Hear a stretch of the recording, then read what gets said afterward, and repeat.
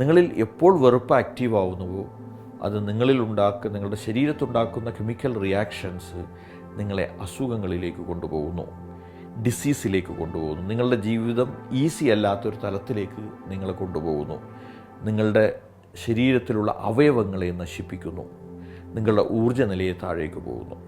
അപ്പോൾ ഞാൻ പറഞ്ഞു വരുന്നത് അൺകണ്ടീഷണൽ ലവിലേക്ക് മാറുക എന്നുള്ളതാണ്. ഓരോരുത്തരെയും അവരവരായിട്ട് അംഗീകരിക്കുക, അവരെ ഇഷ്ടപ്പെടുക, അവരെ സ്നേഹിക്കുക, അവരെ സഹായിക്കുക.